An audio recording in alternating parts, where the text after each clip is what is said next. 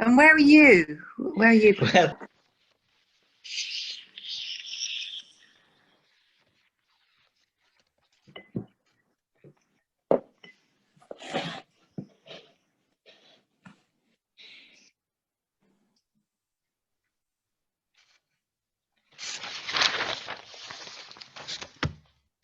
Hello, Sonia. Good morning, Evan. good morning, Sonia. Good morning, Christian. Things are Morning, fine? Larry. Good morning, everyone. Yeah. Good morning, good morning. Morning.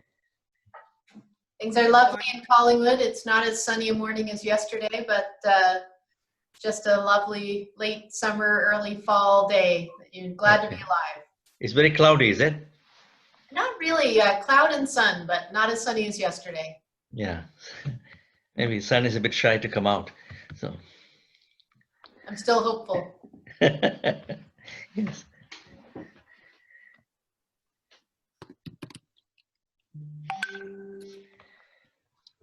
How does it feel to be on the international global agenda now, Sonia? Heartwarming, Yes, inspirational. it is. And yeah, we have to sort of keep it going. Yes, I had lots to think about last night and Yep, absolutely. Yeah, indeed. yesterday. Indeed.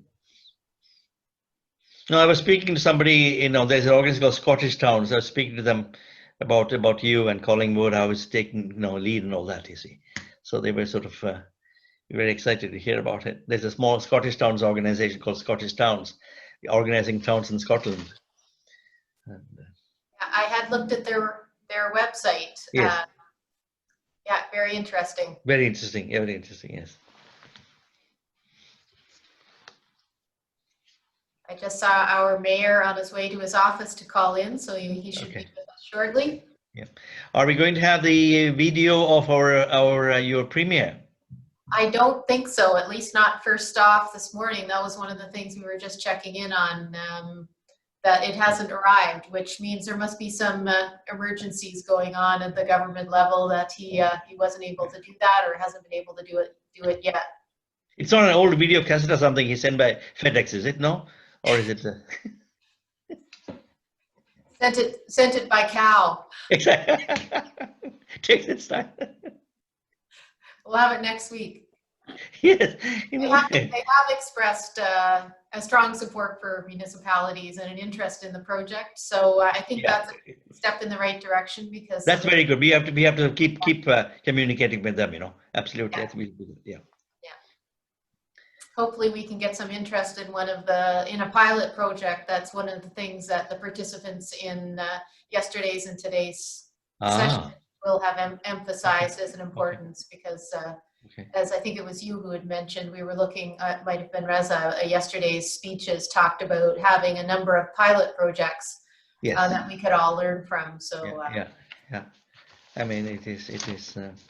I think that's a good start, and of course, I don't know what's the constituency of the premiere. I mean, maybe something we could do there as well.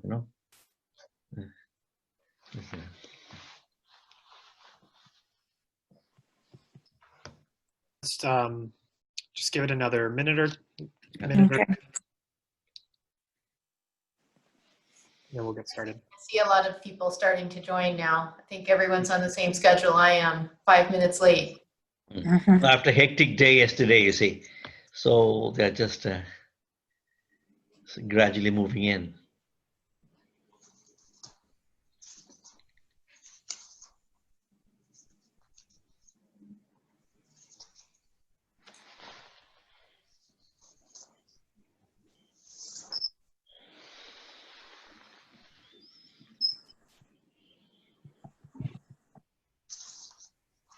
Frank is on. Is there, is it? Yeah. Yeah, I think he's here. Yeah. Unmute. If I unmute myself, then I can be heard. Yes. Hello to you all. Thank you very much indeed. Hello. Hi, Frank. You've got a nice background, green background. Yeah, it's half virtual and half real. I think so. I mean, the library is real. Yeah, but the green is virtual, really? The green is In my office, Yeah. the green is virtual. Yes. Oh, really? Yes.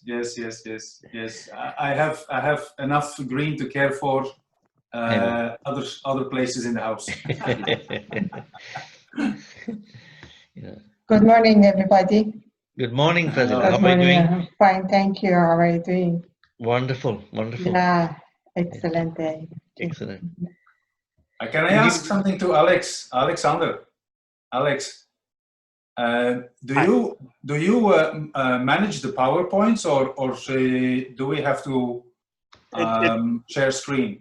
It's up to you. If you send it to me, I can. I'm happy to do that. Okay, I did. So, yeah, just to check. Okay, just let me search through my emails here.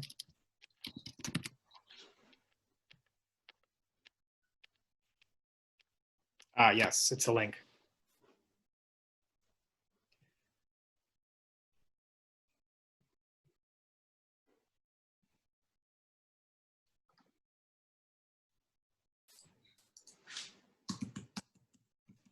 So I'm just searching through participants, confirming our keynotes are here.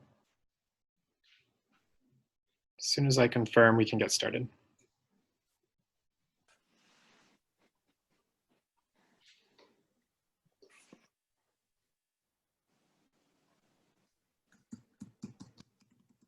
While Alex is doing that, I thought it was interesting. Yesterday, I got notes from several people who were listening and to the conversation, and who may or may not wish to self-identify. But anyway, they had said things like, "This does feel like a conference that's supportive of women and people who are doing other things," because I was actually listening to this whole thing while I made, lunches for my kids to take, and I was listening to this while I was baking my bread. Mm-hmm. And I noticed that both the people who talked to me on those topics were quite active participants. So I think you apparently can multitask in all the broad tasks of life during a virtual conference and engage people who might, if that was their primary things, wouldn't have been able to be engaged otherwise. So it was interesting reflection. Thank you. Also, before we get started here, if we can all turn on our cameras, I would love to take a screenshot.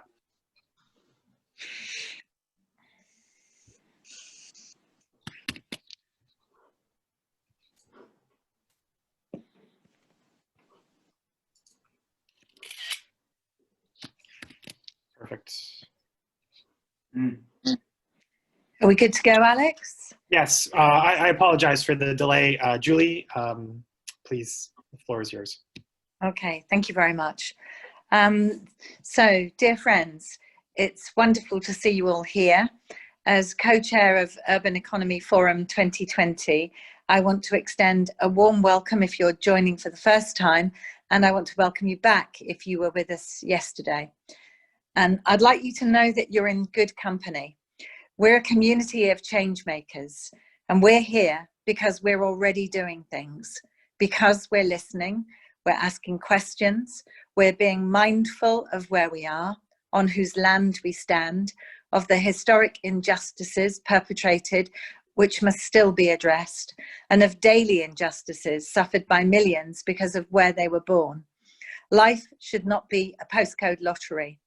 We all bleed the same colour blood. We all come from the same DNA.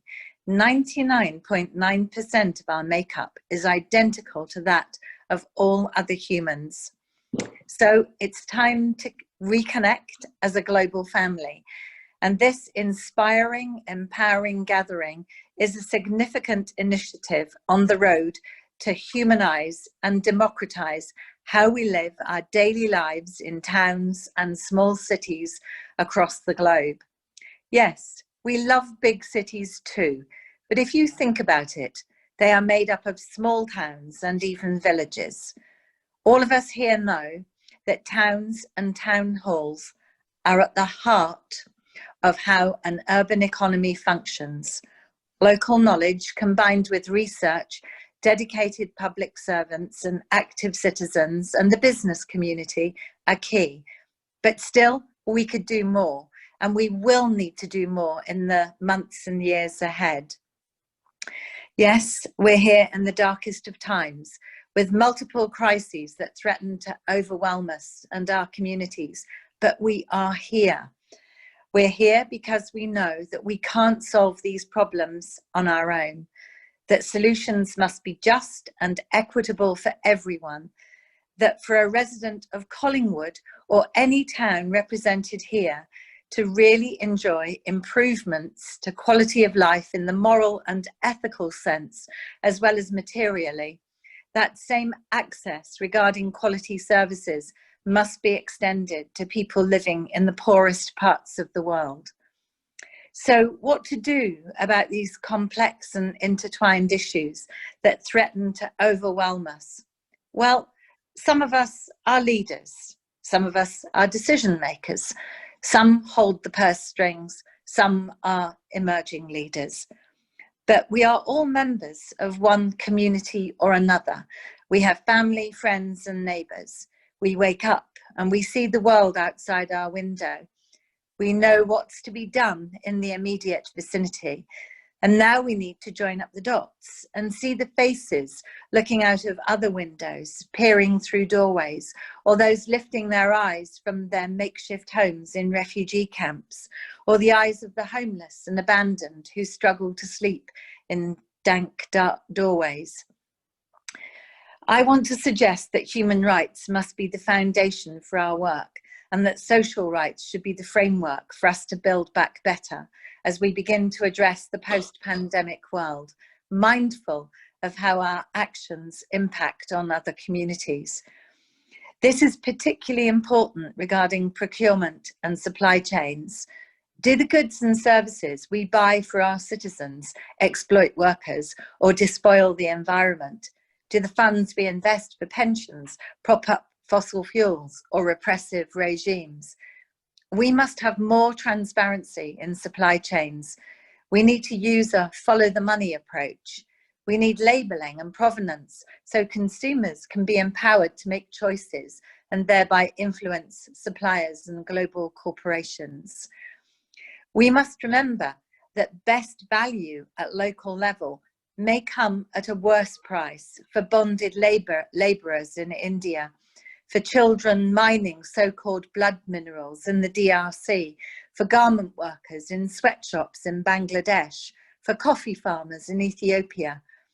Even in our relatively well-off Western democracies, workers are exploited by unscrupulous employers, and there is a rise in unpredictable and uncertain work. Worryingly, more and more anti-union civil society space is shrinking. So as town leaders and thought leaders, we must stand with all those whose rights are under attack, and we must embrace diversity. For it is well known that diverse societies are the most economically successful. We need to take some big breaths going forwards. It's not going to be easy. We need to be brave and courageous. We need to recognise all the good things we already did and throw them into the collective pot. We need to recognise fantastic schemes like the Fair Trade Towns Network, which has been in existence for 20 years, started by my good friend Bruce Crowther in the small town of Garstang in Lancashire, Northern England. They have links with cocoa farmers in New Koforidua in Ghana, the first fair trade town in Africa. We need to promote Slow Cities, a wonderful initiative founded by the mayor of Grève in Tuscany in 1999, which embraces the notion of community well-being and aims to promote a better quality of life whilst protecting cultural diversity and the local environment. We need to encourage initiatives such as Mayors for Peace, which already has nearly 8,000 member cities in 164 countries and regions. And we know that peace is a requisite for social and economic justice. In fact, many corporations and businesses also know this, such as Ben & Jerry's ice cream manufacturers, who recently made news in the UK by criticising the government's hostile environment regarding refugees. We need to recognise multiple discrimination and apply an intersectional approach and gender mainstreaming, including gender budgeting in our work. We need to take a good hard look at who's sitting at the table and see who's missing. Are we truly inclusive? Whose voice is not being heard? As Nina de Groot from International Child Press said yesterday, don't wait for us to knock at the door. Yesterday, we heard from existing best practices from business leaders and those in local government and civil society. We learned about existing tools we can use to help us on the journey to sustainability. And today, we're going to focus on how to address the particular challenges presented by the pandemic. And then we're going to complete our joint resolution, which is, in my view, a really inspirational initiative. And I hope that many of you will participate in making suggestions. But first, we have some inspiring speakers who are going to give different perspectives on town planning, urban economy, and sustainable development. And I'd just like to finish with a short quote from Dr. Seuss. Life's too short to wake up with regrets, so love the people who treat you right. Forgive the ones who don't, and believe that everything happens for a reason. If you get a chance, take it. If it changes your life, let it. Nobody said it'd be easy. They just promised it would be worth it. So I'm going now to ask Frank de Hont to take the floor. Frank has worked for 15 years across the European Union, mainly on cross-border and transnational planning issues, followed by another 15 years outside, including in places like Kosovo, Palestine, Nepal, Afghanistan, Arab Emirates, Kenya, Myanmar, China, Japan, the Caribbean, Timor, the Gambia, Somalia. Where haven't you worked, Frank? He's specialised in national urban policy, metropolitan planning, post-conflict disaster planning, and participatory vision making and visioning and placemaking. And in fact, from Frank, I learned about barefoot architects. So Frank, the floor is yours. Thank you, Julie. Thank you. Well, yes, I worked in many places, and it only strengthens my feeling of global humanity. There is only one planet, there's only one planet and one plan. We need to stay afoot.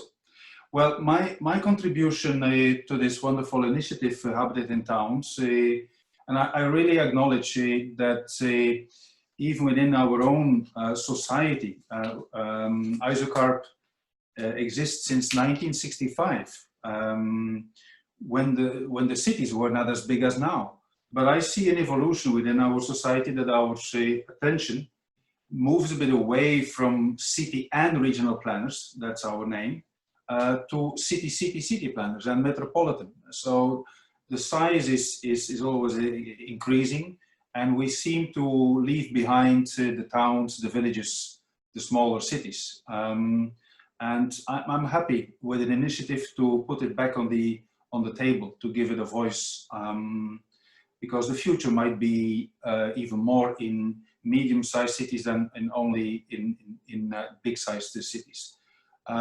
Well, my contribution is about territorial community empowerment. I don't know, Alex, if you can put up my presentation. Thank you. Yes.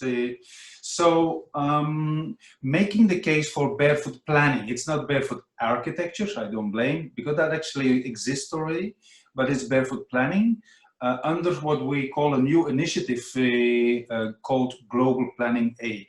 Second slide, please. Well, here you see what we already do as ISOCARP, as International Society of City and Regional Planners.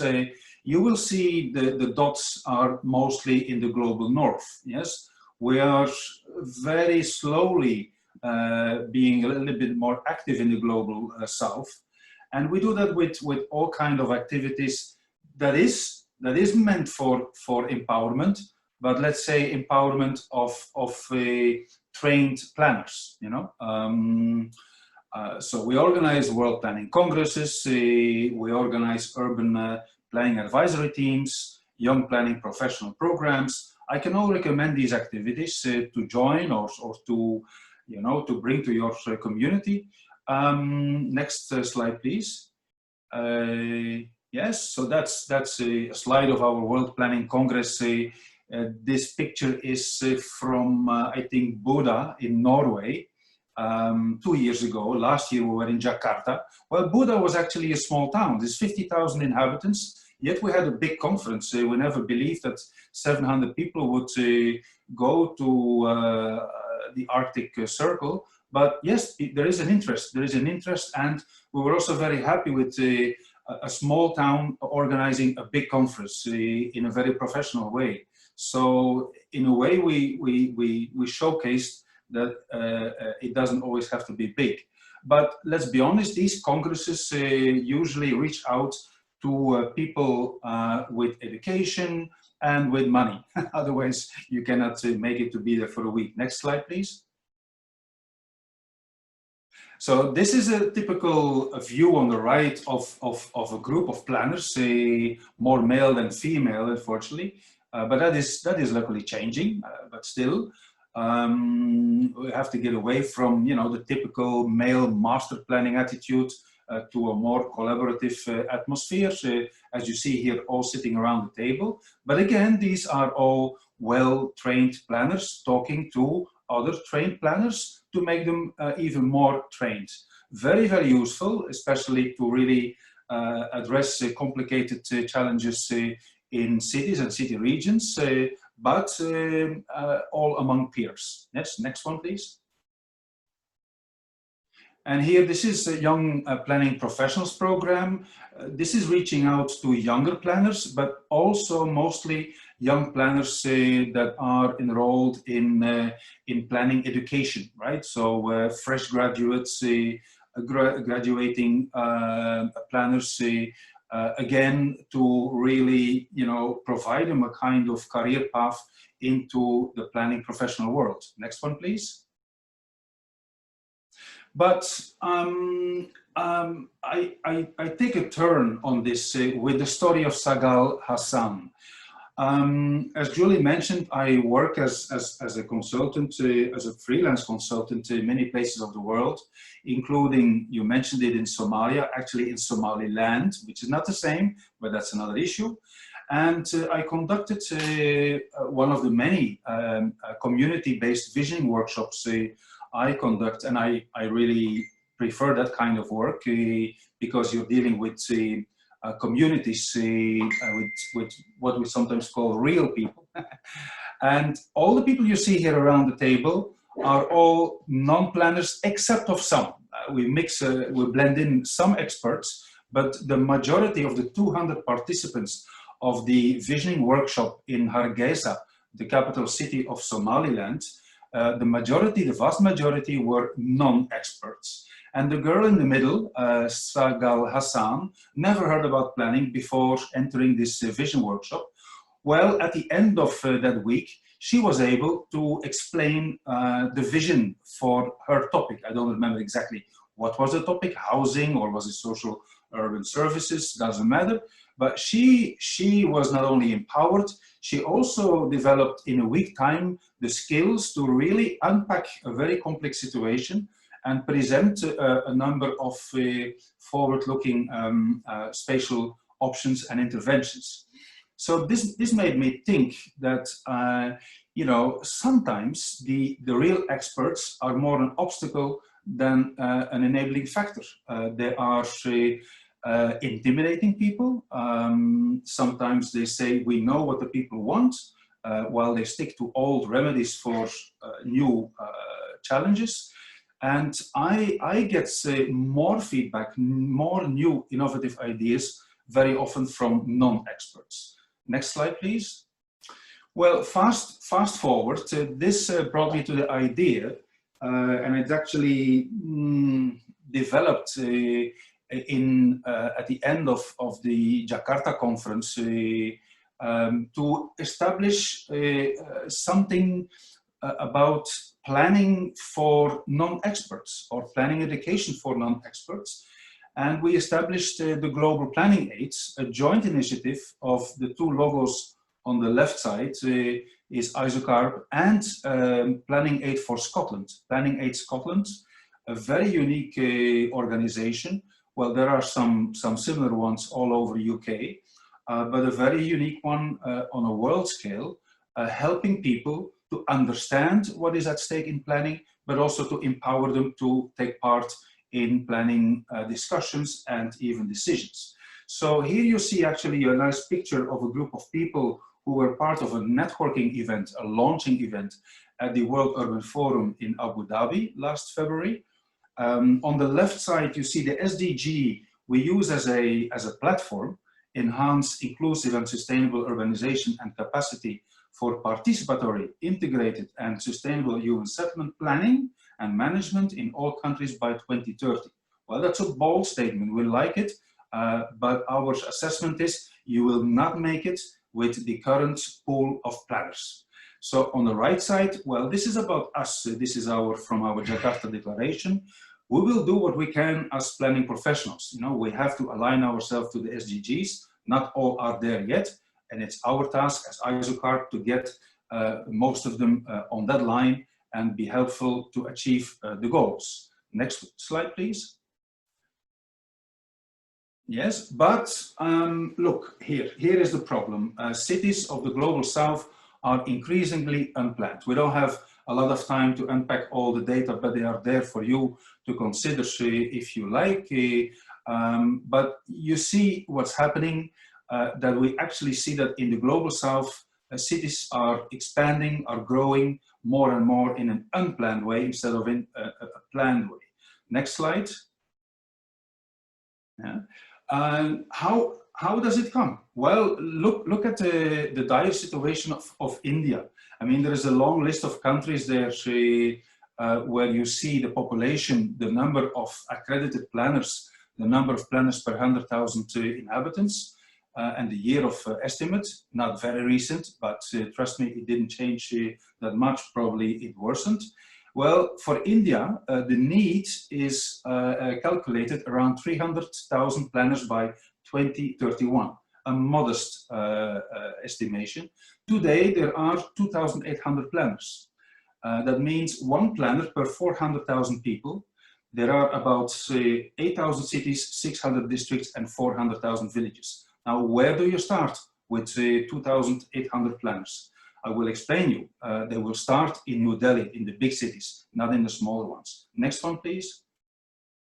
Here you see some other figures. This is collected by the Commonwealth, by the Commonwealth Association of Planners. You know, well, you see that, look at the right column, UK has 23 planners per 100,000 population. We got a figure of India already, 0.29, 23 UK, 0.29 India, Bangladesh, 0.15. I think the numbers speak for themselves, yes. Next one. Thank you. And here you see the number of planning schools, except of a bit of particular exception of Nigeria. UK is leading, and then you go down the line, and in most countries in the Global South, there are hardly, if any, planning schools at all. Yes?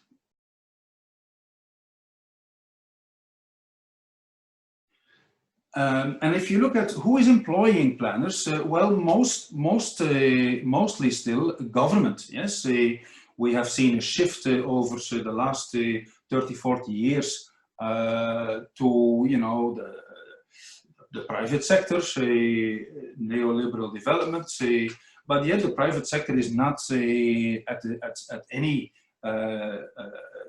equal pace to the government in employing planners for doing planning jobs that public authorities used to monopolize. Yeah, it's maybe not a total monopoly anymore, but it's still a clear majority. Yes, and education very low, and then others in private, in semi-private. Yeah, next slide. And as I said, with 2,800 planners in India, for such a, you know, for so many people and so many cities, where do they finally work? Well, they work in the big cities, you know, where the governments are. Where planning know-how is scarce is in the secondary cities, in the towns, in the villages, in the global south, more in the global south than in the global north, while very clearly in deprived neighborhoods in both the global south and north. Yes, next one.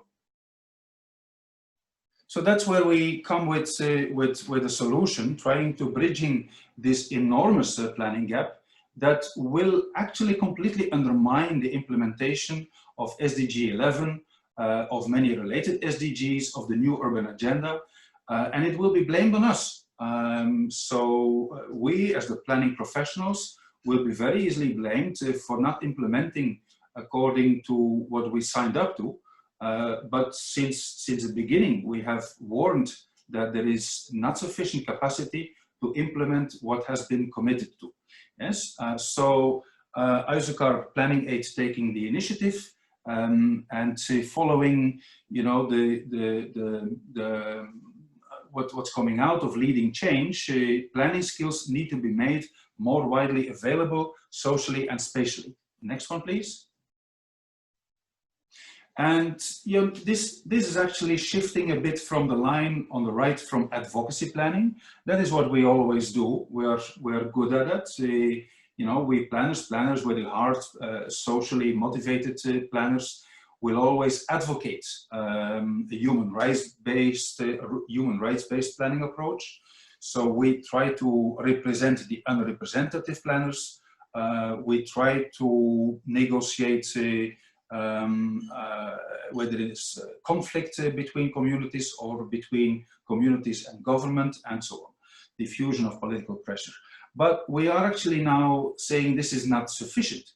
We need to shift towards planning empowerment, enabling communities to increase control over their lives, increasing assets and attributes, and build capacities to gain access, partners, networks, and or a voice in order to gain control. Next one. And how we see that? Well, we see that as a combination of trained planners and untrained planners, which we call the barefoot planners. You know, the trained planners are the shop planners, but they walk in different shoes, with different profiles, different backgrounds, leaving different marks behind. But we have to you know, include the barefoot planners in our pool of planning to make the commitments work. So trained, shot, urban and territorial planners are training barefoot community enhancers. That is the concept of global planning aid. Yes, next one, please. And it's not new. It goes back to Sir Patrick Geddes in the 19th century. I would say one of the founding fathers of planning, of modern planning, and of what you could call participatory placemaking.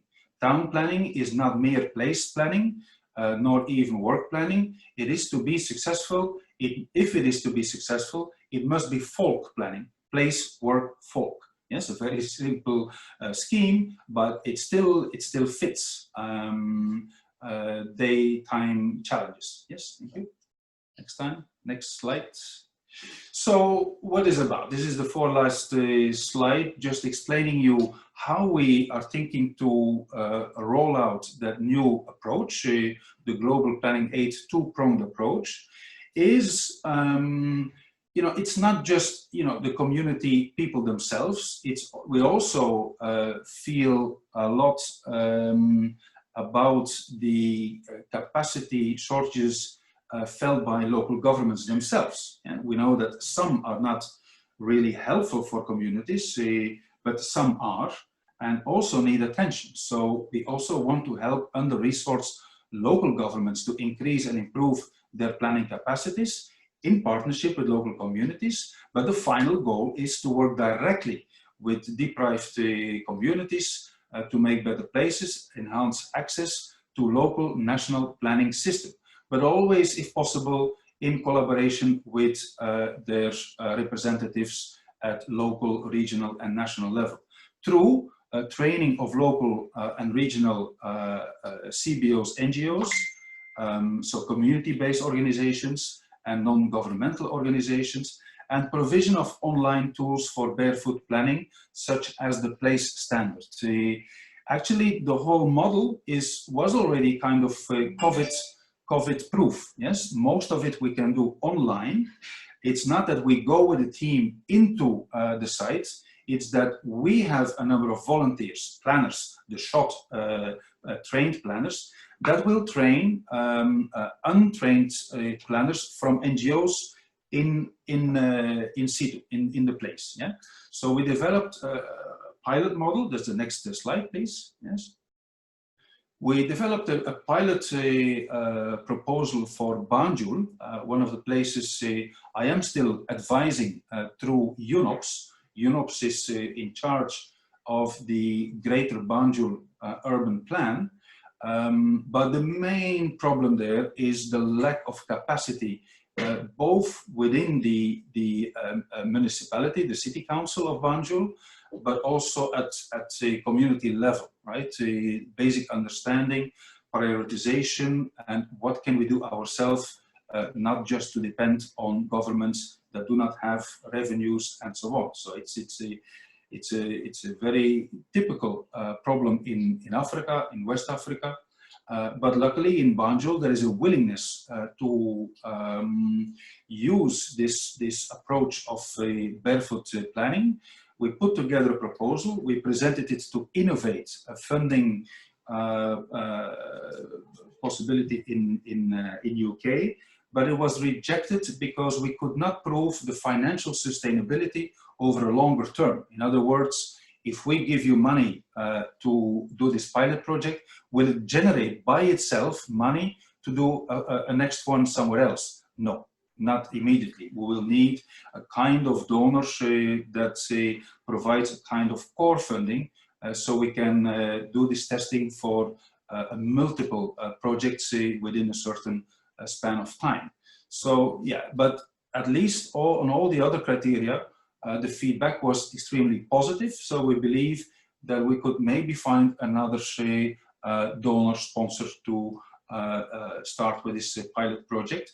And I'm, appealing to your network, your platform to find us a partner. So that's what we will do in the next coming 2 years, promote the approach, find projects, find donors, develop our Q&A desk, promote the place standard, and hopefully we can present something concrete at the next World Urban Forum in Katowice in 2022, 2 years after the launch in Abu Dhabi. I think this is the last slide, if I'm not wrong. Yes, well, you can follow us on our website and of course also on the website of Planning Aid Scotland. Thank you very much.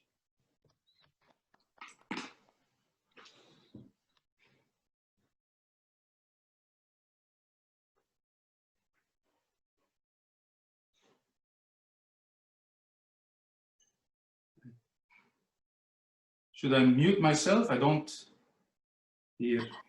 It's okay. It was for me. Thank you very much, Frank. I was just waiting. The technical hosts had muted everybody. We've got a little bit of time, which is great. So I wanted just to maybe ask a couple of questions. You already had some of these really innovative methods before we had the pandemic. That's that's interesting to note, and means things can still continue. And I think that's hugely important. But the climate emergency has been upon us for quite some time. And I just wonder how, if you could talk a little bit about how the planning community is responding to the climate emergency.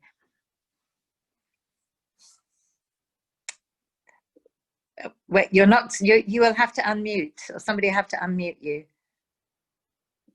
I can't hear. Okay, now, yeah, you're okay now. Yes, I'm okay now. The project proposal in Banjul is focused on the Central Albert market. So it's an economic focus, you know, but the market is at maybe 100 meters from the shore. So it's the whole situation of Banjul is extremely vulnerable to a potential sea level rise. Yes, so with 1 meter sea level rise, most of Banjul would be washed away. I think all of Banjul would be washed away. It's completely surrounded by sea and the Gambia River, and then you have the mangroves. So there is, of course, a growing awareness about climate change, which is not only, of course, sea level rise, it's also drought, many other issues. And the purpose of the training would indeed be to work on community awareness, that everything is interlinked, that you cannot look at one issue without looking at other issues, that economic resilience must be combined with environmental resilience, with health resilience, and so on. So this is the art of integrated planning. But, you know, it's always better to focus on something that is close to their daily problems than talking about something that they feel is a bit far away from their daily problems. For most of the people, if we talk about sea level rise, this is an abstract thing. You know, they don't see it happening. Of course, when there is flooding, when there is extreme weather, yes, they feel that is something is wrong, and this is certainly you know, a moment to talk about it. But the whole idea of barefoot planning is also a kind of awareness raising on the interlinkages of all these problems, but through the lens of something they want to fix right now. Okay, thank you very much. I hope very much, Frank, that you'll be at the Glasgow COP next year. It should have been happening this year, but it's been put off for a year. I hope very much that we'll see some of your practices there, and I'll certainly be telling my networks here in the UK about the work. I believe that Goshtash Mosafari is in the room. I want to give him the floor now. He's Secretary General of Asian Mayors Forum, was previously the Vice President of International Relations for Tehran Municipality and a university lecturer for Islamic Azad University for 8 years. So Goshta, the floor is yours. So thank you very much, and good morning in Canada, everybody, and good evening in my country, Iran. As my colleague mentioned, I am the Secretary General of Asian Mayors Forum. In fact, it is a network to share the information and experiences due to local governance and urban management among the mayors and city leaders and officials all over the Asia, from East and West Asia and Central and South part of Asia. It is established in 2018. Sorry, it is established in 2008, in fact, and about 12 years ago. in Tehran by the big support of Asian mayors and city leaders. The idea of establishment of AMF or Asian Mayors Forum is presented by the current mayor of Tehran, and as I said, it's supported by the majority of Asian mayors and city leaders. We in Tehran, I mean the headquarters and secretary of the forum is located in Tehran. We try to encourage the any kind of knowledge sharing and information due to cities.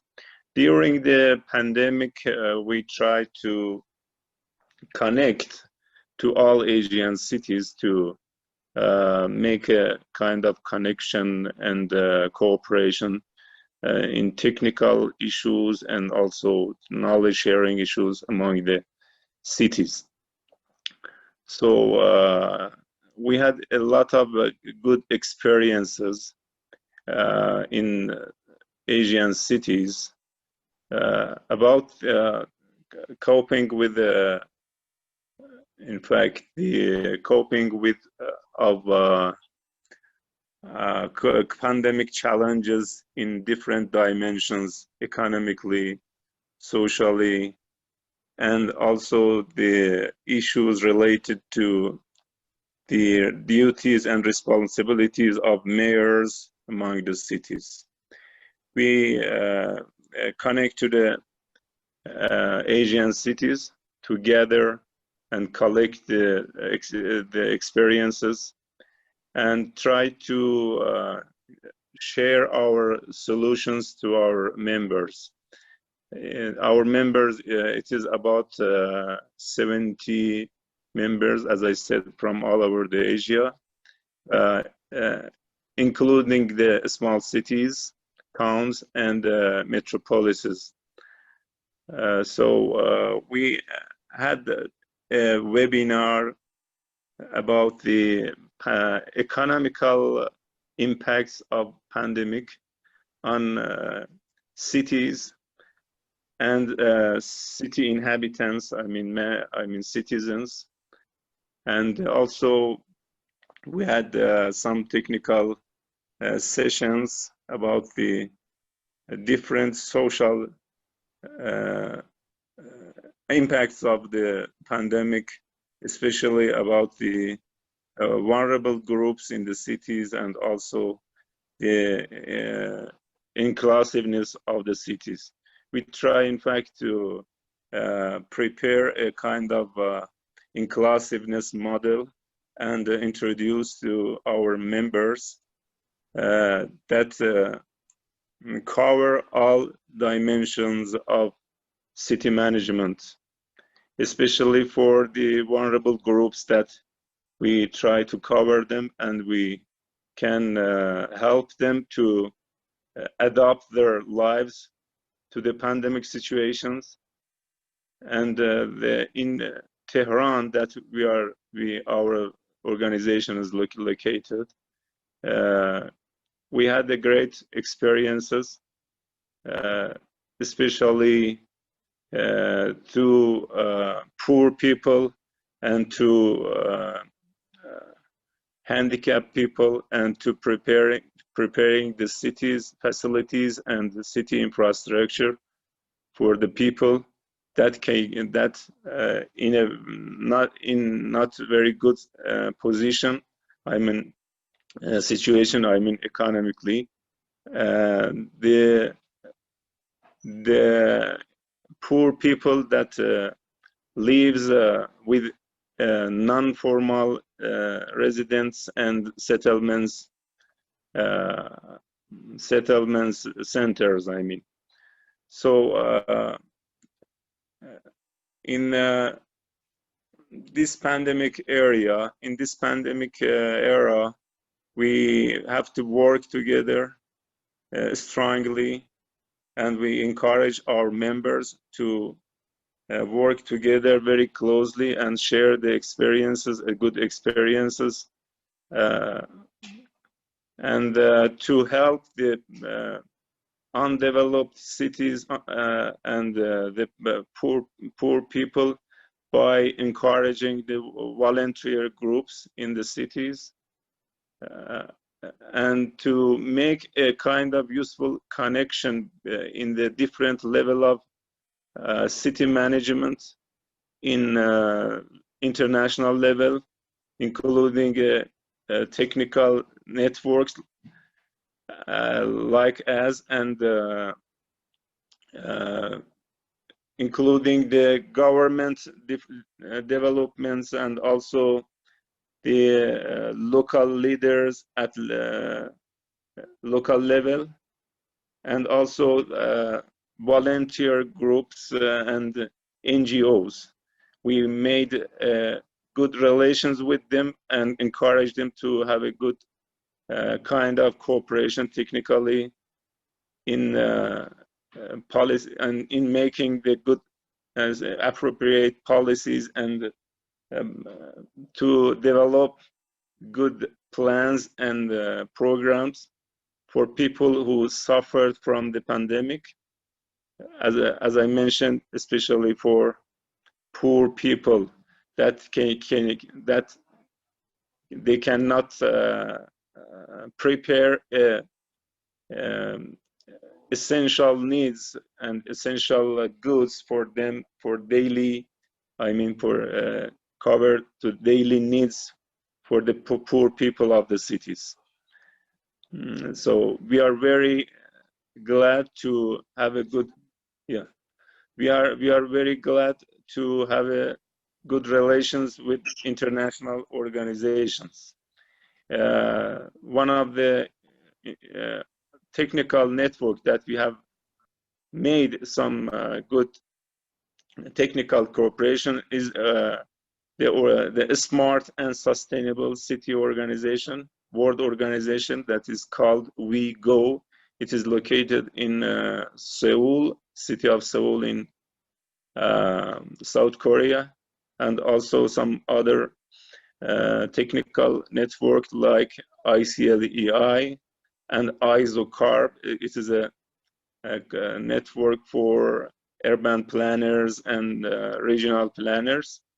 We made some MOUs and agreements with them, and we in fact mobilized all our resources, our knowledge to work for people who suffered from the COVID-19 and to protect them, to protect the healthcare personnel, healthcare activists around the Asian cities. In the continue, if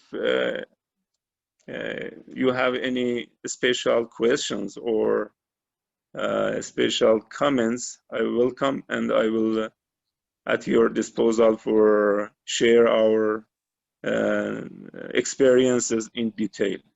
Thank you very much. Okay, thank you very much, Goshta. I think that what you really demonstrate is the importance of networks, actually, and meetings like this, and the incredible interaction between different cities, which is really powerful.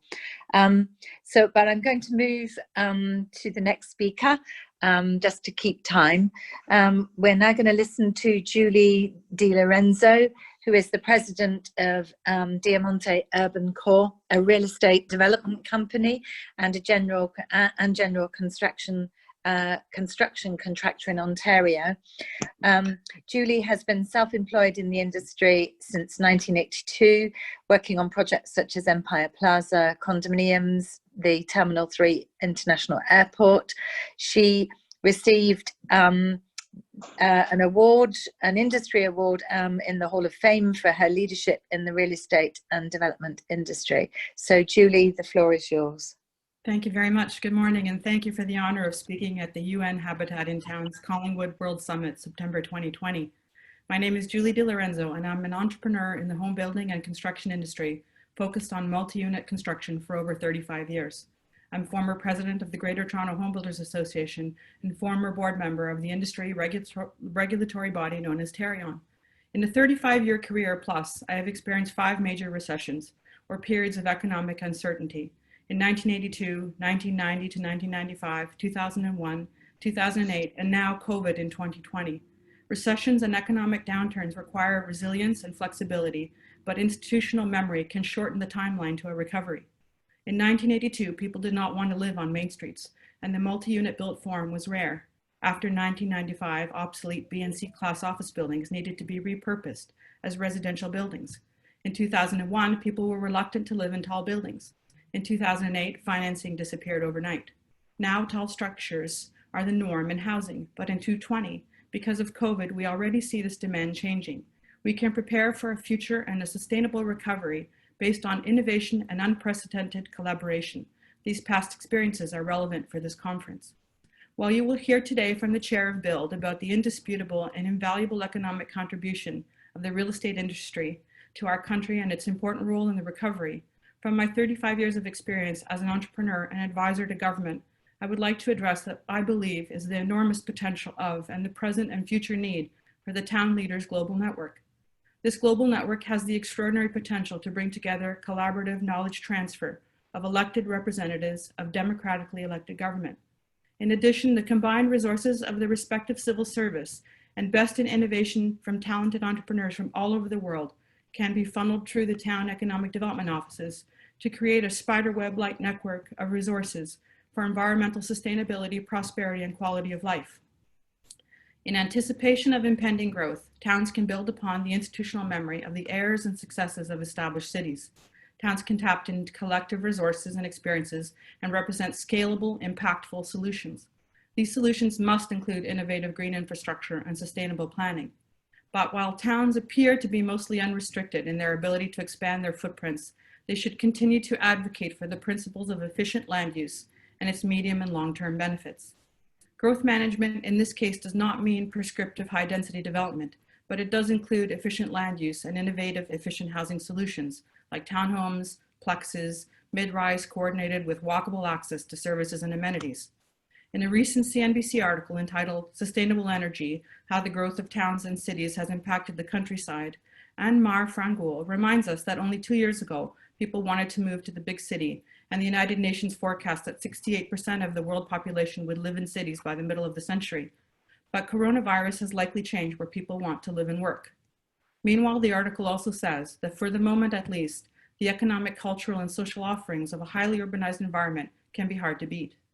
The challenge is that while people are presently moving to smaller scale towns, towns need to create dynamism, focus on hard to beat attributes, that the population is not transient, convince residents to stay past the short term, or investments in infrastructure will be unproductive and planning impossible.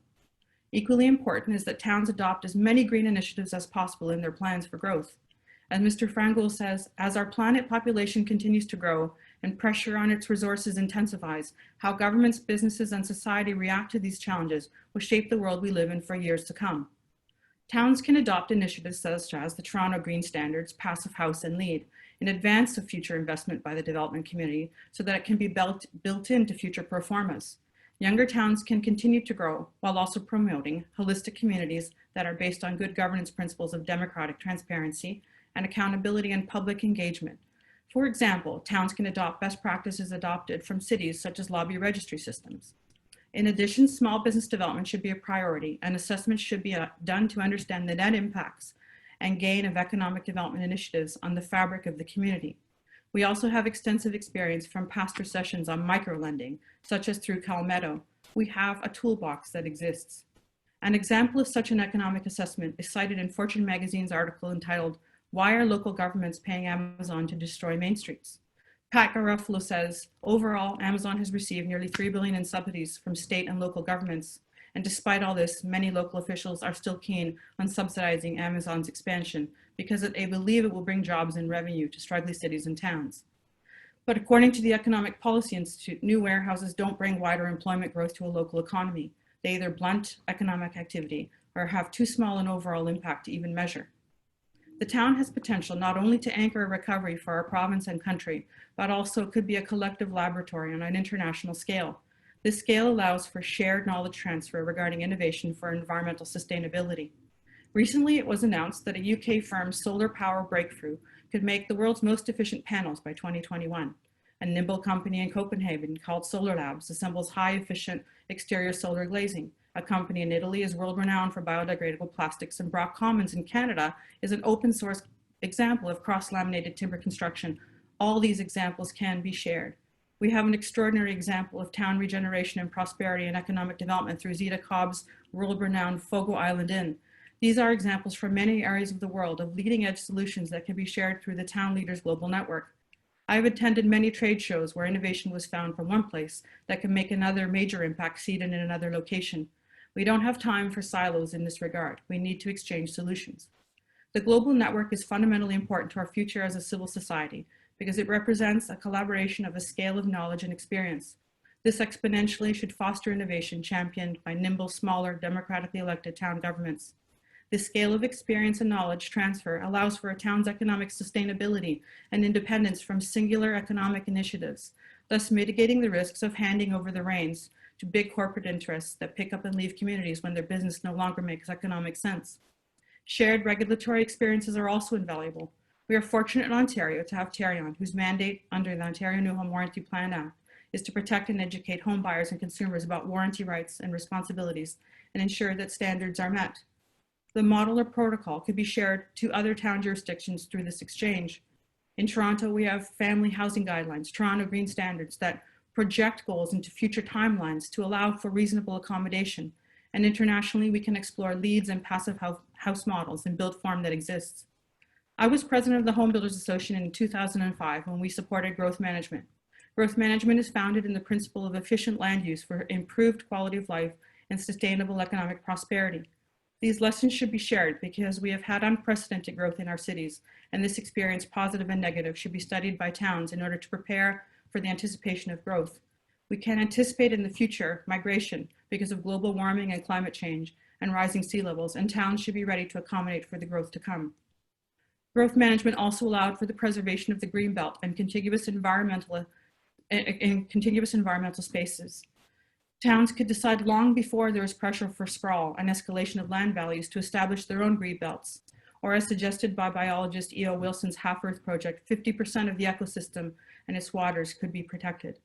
Because of growth management, ratios of housing types flipped from 2005, where now 75% of homes are in efficient built form and 25% are low-rise. You may think this is in conflict to what we expect to happen in towns. Of course, urban built form is not applicable, but moderate intensification at human scale on main streets and near amenities allows for efficient use of infrastructure and walkable quality of life. If towns continue to grow without planning for greater built form scale in the future, it will be too late or more expensive after the fact. COVID has rapidly accelerated the use of technology to work remotely. Persons who are able to work remotely can locate in towns. Towns are usually able to create more affordable housing and to provide choices of housing type and to implement green building solutions that would be more difficult to implement in intense and higher built form. For example, it is easier to incorporate energy efficient building typologies, such as cross-laminated timber in mid-rise buildings in smaller scale towns than it is to do so in high built form in cities. Footprint of rooftops on buildings for solar deployment are likely larger in less dense communities. In addition, it is easier to implement a massive tree planting initiative in a town than it is in a city with already existing complicated below-grade infrastructure grids. The planting of trees in town does not only benefit the local community, but obviously benefits everyone. As Patrick Sisson said, there isn't a machine invented that can suck down carbon better than trees. As Adrian Benepi said, it's the fastest way you can address not just mitigating climate change, but reversing it. Towns can lead the world in contributing to mitigating climate change by planting a record number of trees. Pre-COVID, many experts supported the May 16th to 16th report by the United Nations Department of Economic and Social Affairs that stated 2.5 billion more people will be living in cities by 2050. In 2020, many believe that COVID and the future pandemics has irreversibly changed the future of where people will live. Jack Schenker in The Guardian on May 26, 2020 wrote, "Public health crises rarely fail to leave their mark on a metropolis. The implications for big cities are immense. Technology has contributed to what Karen Harris calls the declining cost of distance. The declining cost of distance means that living and working in a town is now feasible for all age groups, not only retirees, but working adults and families with school-age children. Just as we can share our experiences and ideas for a successful newer town, there are examples of government initiatives of note.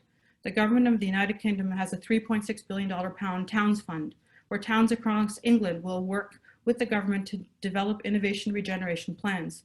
The initiative describes a collaboration between communities, businesses, and local leaders. I quote, to transform their town's economic growth prospect with a focus on improved transit, broadband connectivity, skills, and culture. Full circle, I find myself discussing real estate and the future of the town. It does not take much due diligence to be aware that in most cities today there is a housing affordability crisis. I found a recent article published by the Brookings Institute that is entitled, How States Can Empower Local Ownership for a Just Recovery. The proposal would be well suited for towns where real estate is most often less expensive than in the city.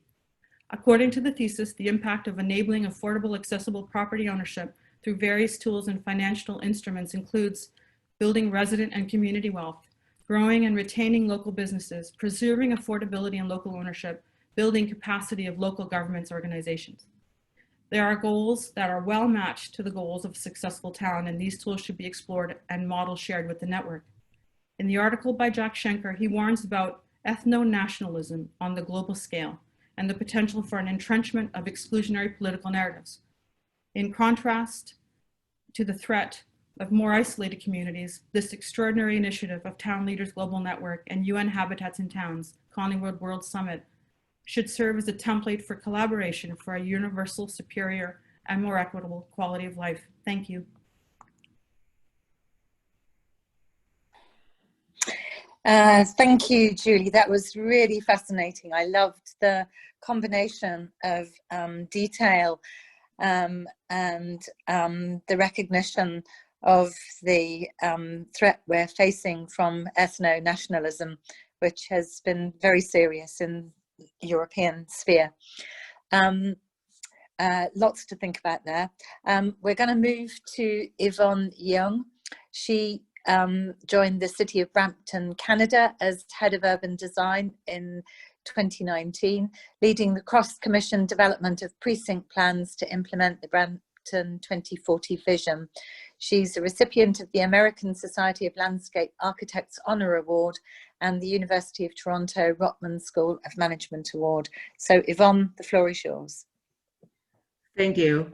Good morning, everyone. Thank you for this opportunity here to share with you an ongoing project that we have initiated since November last year. Can you guys hear me clearly? Let me see if I need some. You can hear me okay? Okay, excellent, good. I'm going to do a share screen. What I'm going to share with you is an opportunity for creating partnership between different levels of government and also with the nonprofit sector. It's a real project, and we're piloting that within the city of Brampton, focusing on using that to unlock how we can create healthy community that meets the sustainable goal.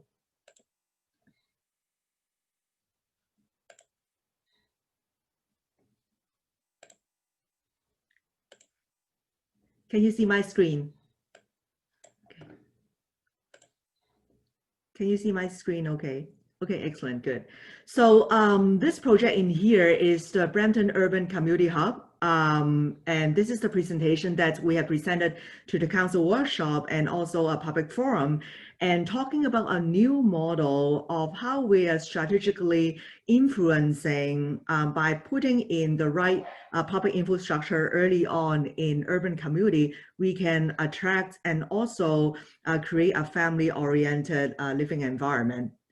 So the City Council in Brampton has endorsed this Brampton 2040 vision, and primarily the goal is to shift the overall mode from driving culture to walking, cycling, and transit culture. So a lot of that need to be coordinated across different sectors, particularly focusing on how we can create a walkable 20-minute neighborhood.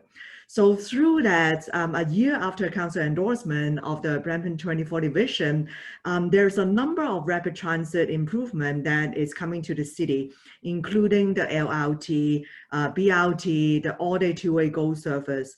And all of that is shifting the mode of focusing on creating these decentralized cluster of mini towns. And we call them the walkable 20-minute neighborhood. So the opportunities comes when there is a provincial policy alignment, looking at the new provincial policy statement, and also how MTO is talking about prioritizing the delivery of transit-oriented communities, with particularly focusing on affordable housing, public health, social housing, social services, and education, the whole spectrum of how we can improve the quality of life. So through that, we're orchestrating the project, creating partnership opportunity with RioCan, a major developer in the Greater Toronto area that is looking at revitalizing a mall into complete neighborhood. So this is built on a previous experience that Brampton has been working on with school board, community services, and library board at that scale. So it's a Mount Pleasant community hub. And what we're doing is, for this project, we're taking that to the next level, so which is putting arts and culture and technology. So the two locations I was talking about is unlocking by the LRT that is coming along on here, Ontario and Steeles, and the BRT that we are working with Metrolinx, and it's coming along on Queen Street. And this is the one that connecting to York Region. And through the Brampton 2040 vision, right now, what you see on the ground is parking lot and suburban street mall. But the vision provide for those are the location for the future walkable transit-oriented community, and we are just in the middle of that transformation. So as part of what we did is earlier this year, Brampton City Council endorsed the preliminary precinct plans for Queen Street Urban Growth Center. And this is a big paradigm shift in terms of making sure that when we are creating a new neighborhood and new mini towns in the future, the thinking is that we want to make sure that all the critical essential needs is within a 20-minute walking distance. And what is shown in here is a demonstration through the combination of a community hub, new park and open spaces, and new development. It can meet the essential needs for places to work and eat and movement, exercise, shops, and all that. And through that is to use it to create a cluster of mini neighborhood and collectively put together to define the framework for the urban growth center. So through this in here, we're looking at focusing on creating 3 districts, and they are very family and quality of life focused. The first one is surrounding the hospital. So we call that the health focused district. And using that to focusing on creating the livable environment that is friendly for seniors, with opportunity for co-living opportunity, and cater to the lifestyle of people who is in medical industry as well. The second neighborhood we're creating is through the clustering between the new elementary school, new kindergarten, and also the existing high school to create this family focused district. And this is the location that we want to pilot an urban community hub. The third one is the business district, but we're redefining how business would be designed and operate, knowing that a lot is dealing about placemaking, providing opportunity to have the networking and interaction and flexibility too, so that what we see the whole district operate as a cohesive campus. So what is centralized to our project is early on, we have been partnering with the Peel Region Public Health. And what is interesting about public health is that the Peel Region Public Health that has provided very clear mandate from Vision Zero, from Healthy Built Environment, and they're working with us from both policy and also development application review to provide for a holistic quality of life performance framework. So this project, we partner with them and we use the public health dimension of how we are focusing on the citizen experience. So that means we are focusing on physical, emotional, social, mental, and spiritual needs, and really expanding the normal norm of how urban community hub traditionally only meeting recreation education by expanding that to arts and culture, technology, and social. So giving you a sense of what we're talking about in here in terms of physical environment is the design of outdoor spaces focusing on urban agriculture, the design of the streets focusing on people can actually use it for meaningful active exercise, and also creating a lot of opportunities for pop-up and culinary. So what we're working on right now, particularly focusing is the transformation of this shop as well. And into a complete walkable neighborhood. And through that, the blue project that is pointing in here, we designed in collaboration with a range of developers on precinct planning. So using that as a model to give people a general greater sense of certainty, and also each of these developers, they can see how their property is fitting throughout the bigger framework. And we find this working really well in terms of meeting the mode of making sure when we're designing cycle path, when we're designing walkway, they're all interconnected. And very quickly give you highlights of what it looks like. So within the urban community hub, what is centralizing is creating an environment for people to gather on 4 season spaces. So focusing on designing the corridor is not just corridor, but it's a huge gathering space. So this is very well received in terms of making sure that this provides for networking and especially helping new immigrants and people who are looking for job training and education opportunities to have that connection. This is a glimpse of what the hub looks like from the outside. So we're designing from the overall campus experience too. So there's a lot of programming of the outside and the inside, focusing on when the family arrive at the hub, there is things to do for everybody. And at the same time, the design is not just focusing on co-locating public library and elementary school, but it's also provide for the arts and culture and technology spaces. And people can have a location for serving their business, local entrepreneurship. So there's a big part of that is dealing with urban agriculture and growing healthy food. So using that to meet the overall bottom line. So giving you a sense of what the community in Brampton looks like, it's very diverse, very high immigrant population, but at the same time, it's very young population too. So we know that approximately 40% of our population in this neighborhood, they are under 18 or they're seniors. And also it's growing very, very quickly. So we want to use this as an opportunity to provide for creative partnership. And a big part of that, we know that from a design, from the vision, it's easy, but when it comes to implementation, it's challenging. So we have engaged the City of University of Toronto School of Cities to looking at a range of different opportunities of how we can provide for meaningful funding, not just capital, but ongoing operation as well. So through this project, we've been partnering with different nonprofit organizations, and so far it's been working really well because everybody is asking for the same question, how we can create a platform that we can share resources, increase collaboration, and also focusing on how we are resourcing will get to the citizen. So through that is also collaboration with UN Habitat, and I think that's a good segue about my involvement in here today to share with you this model. So we see this as an opportunity to unlock the creation of 20-minute walkable neighborhood with a focusing on unlocking transit-oriented community that aligns with the provincial goals from MTO, and also align with the post-COVID recovery, and knowing that the cost of a car is really significant. And if we can find an opportunity to remove that increased affordability and also increase the overall quality of life. So I think that's the end of my presentation. Thank you.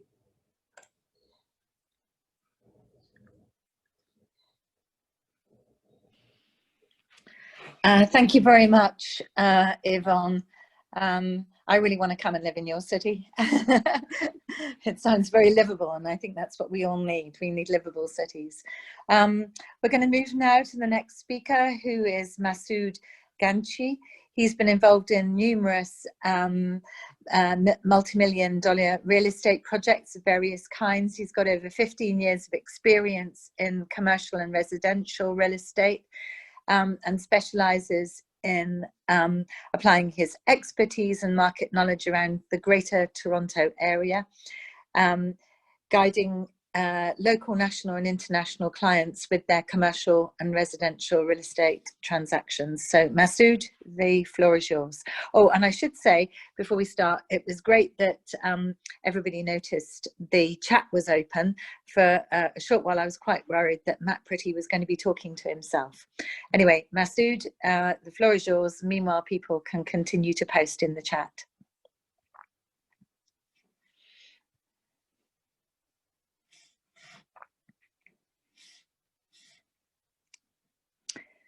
Is Masood here?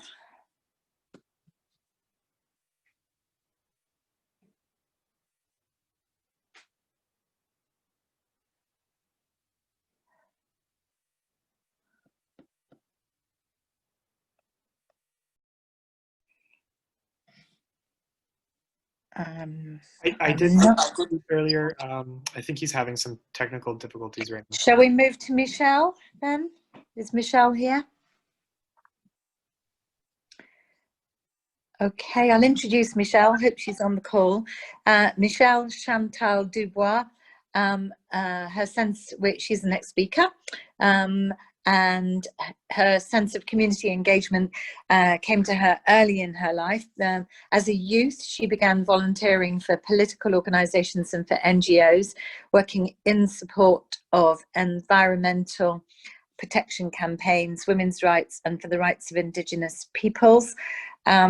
She also then and now participated in several municipal, provincial, federal and First Nations elections as campaign strategist and a communication specialist. So if Michelle is there now, I'll give her the floor and we'll return to any speakers that I've missed. Okay.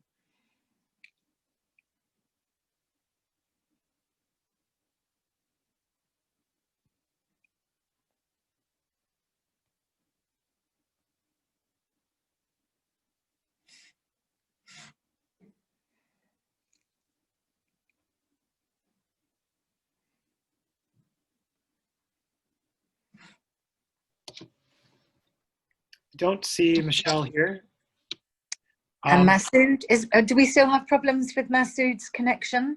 I believe he's trying to reconnect. Yeah. Okay. In the meantime, I do have another video here that I can play from Miss Lynn while we wait. Good idea.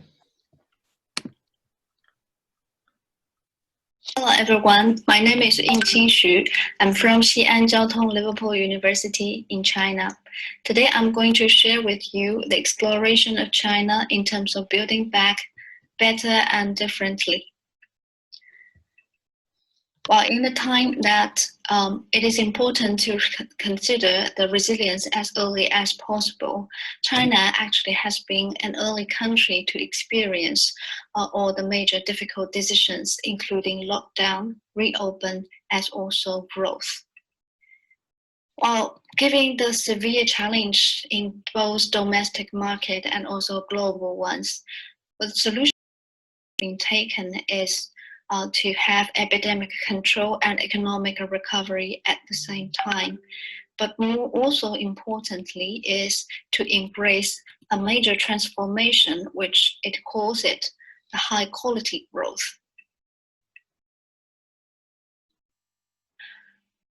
Although China has been giving a kind of like a pause activity, and there has been a severe drop of GDP growth in the first quarter by as much as 10%, which is never seen in the past 40 years. But interestingly, they also have seen a very quick recovery in the second quarter, which over 11% has been witnessed. Many of the institutions has also predicted that China is going to have a V shape of recovery very soon. Of course, within the economy, the structure has been changing, and we have seen, such as the information sector and also electronic equipment, has been realized a much quicker change. and improvement as compared to many of the job in the consumption sectors. But behind this, in terms of what has been actually done, we can find that at the national level, there has been comprehensive policies being produced to support the transition, which includes such as places, business, livelihoods, public health, as well as people.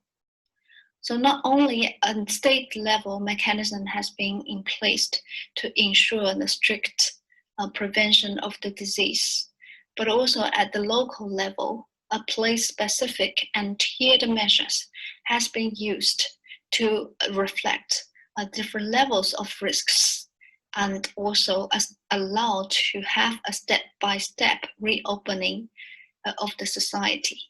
But of course, during this gradual reopening, stability is also the key. And in order to make that happen, there are many of the policies and support to support the enterprises, the key workers, and also the whole logistic of the vegetables, food, and the materials, and very often to allow that happen in a non-contact mode. But behind this, there are also a kind of powerful administrative system to allow these implementation, which actually determine that the local authorities, they have the responsibility to shape the strategies and implement them during the work resumption period. But in addition to that, the enterprises and the employees, they are also held responsible and accountable in terms of establishing the necessary control system, as well as reporting their personal mobility and also information. And many of the large-scale companies and factories have also booked those kind of like chartered flights and trains to receive their employees back in order to work together as early as possible. And in many places, a street store economy has also not only been allowed, but also be much stimulated. And for a place like Suzhou, which is my home city, and never known as a night city, it's already start to have a nightlife, which is amazing to see. And also thanks to the technology, this 3-color health code has been largely support the rapid, the accurate tracing of the mobility. But more interestingly is the various kind of new opportunities behind has been emerging. In a time that the agricultural products has largely been considered as risky and unmarketable during the COVID-19. But many of the farmers has been quite innovatively using this technology and start to promote their fresh goods and products through the internet, which largely helped the growth of the agricultural product sales by as many as 30%, including as many as 230 state-level poverty counties in this difficult time. And what's more is that this has even been spreading much more widely to many sectors, such as the real estate sector. Many of the agencies started to have their home sales online, largely thanks to the VR technology, which realized as many as 58 billion sales in only 3 days. And this is also happening in various sectors, such as the domestic use, the companies, the government officials, and the TV host. They all come and committed to the online broadcasting. And in a time that most of these, there are a lot of these online celebrities has emerged and contributing to a new whole kind of e-commerce being emerged. And the national government has also introduced a report about introducing the new jobs. And among them, the top has been the online learning service providers, the live streaming salesmen, and also the blockchain engineering technicians. Many has been ascribing the rapid China to a huge investment in infrastructure. And here, different from previous times, this is more about the new type of infrastructure that largely thanks to the 5G technologies, that many of the kind of like digital health, for example, distant learning, city brain, smart city, those kind of things becomes very, very close to many of the places.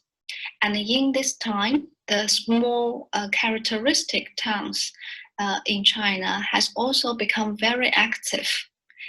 For example, the Wuzheng water town, which used to be a tourism town, but has been actively becoming an internet town at the same time.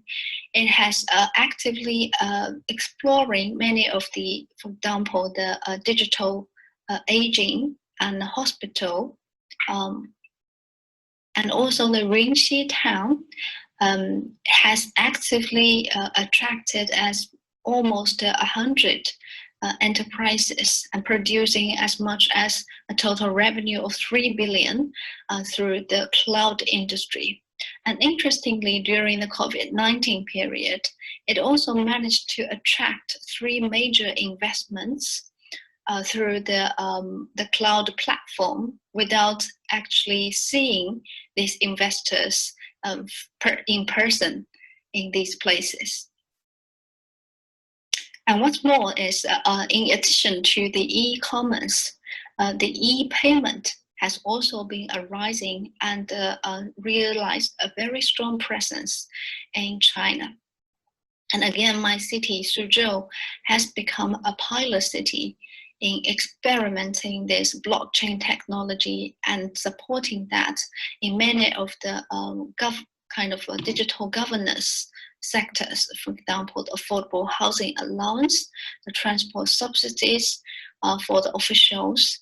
So many of these kind of technology has been trying put into kind of a real implementation. So in a time that a new kind of format, a new space, a new structure of the economy has started to be emerged, and at a very rapid pace. Just to conclude that what China has been experienced and also realized, that we start to think that during this difficult journey, it is important to have not only a very accurate indicator system to guide the actions, but also a systematic thinking to design those paralleling measures to not only control the disease, but also stimulate growth at the same time.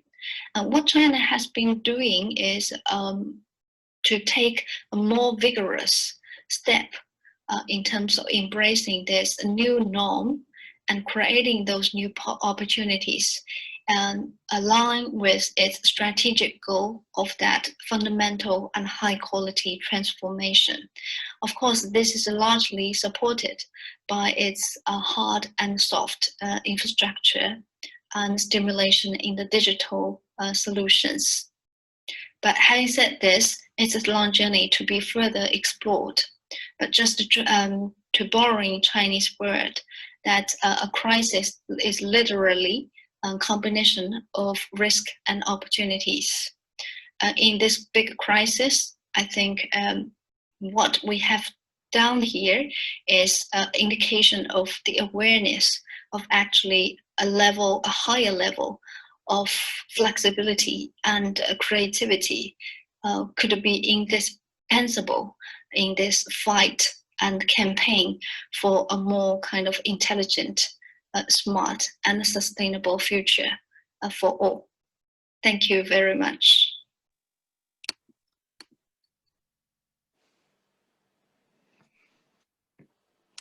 Thank you very much. That was really helpful.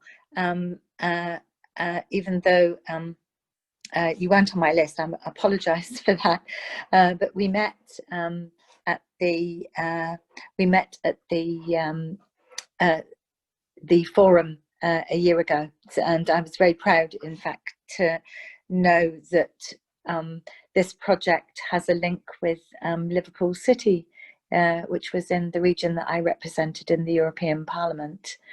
And I think what was really emphasised there was something that Julie Di Lorenzo was also talking about, which was about knowledge transfer, and the role of academia, researchers, universities, colleges, training, education. That's all super important in the work that we're doing, and I think lots of people have brought that up.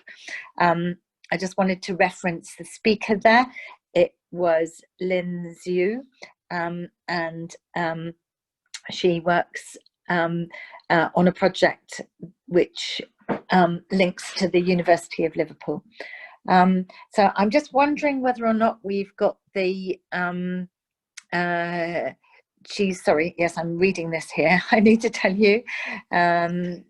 She's the Director of the University Research Centre for Urban Environmental Studies, linked to Xian Jiatong and Liverpool University. There you are.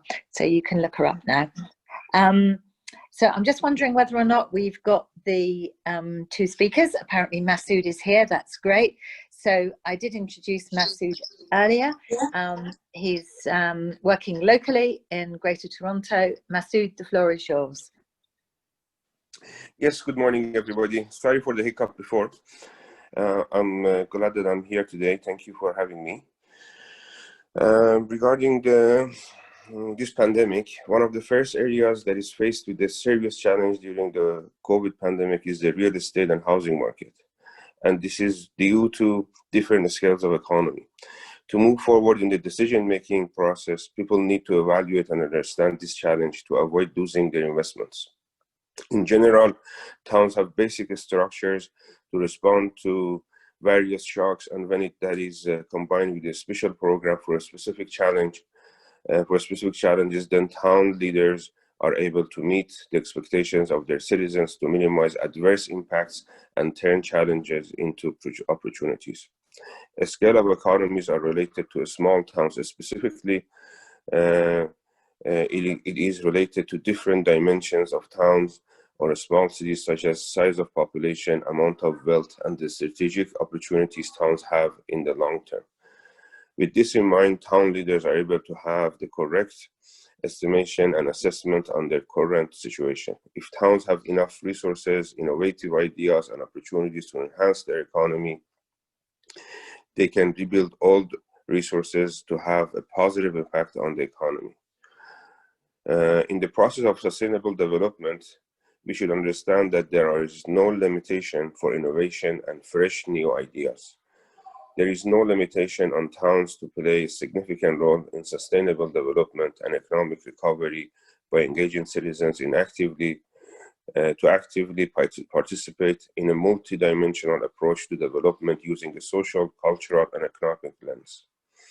To enhance the quality and quantity of the housing sector and real estate market, we need a strong town leaderships to motivate developers to make positive changes and build better towns in the future and create a realistic perspective of the future with new ideas and convince their society to participate in building better towns for the future. The relationship between town leaders, developers, and the real estate market should be supported and strengthened for economic recovery and sustainable urbanism, and the relationship must be identified and worked upon. I especially think that with this COVID situation, there was a lot of concentration, especially from the people migrating from towns to the major cities because of the situation that mostly jobs are in the bigger cities. And now with this COVID, with everything is being happening online and people are working from home, I think there should be more focus. We should utilize this opportunity and give more focus to towns and build better towns to convince people to stay in their towns, and instead of migrating to the big cities, just to stay there and have more prospective and more prosperous towns, and have the government establish more resources for the towns. Thank you. Thank you very much, Masood. I'm glad you're able to join us. If Michelle is in the room, she would be our last speaker. I'm just wondering if she's here. Is she here, Alex? I believe she is having some internet troubles herself. Okay. And if she is available later in the day, we will for sure include her in the program. Well, that brings us to the close of this session, I believe. So I think, Alex, we have a short break, and then there's going to be a session on post-COVID, I think. Is that correct? Yes, and what I would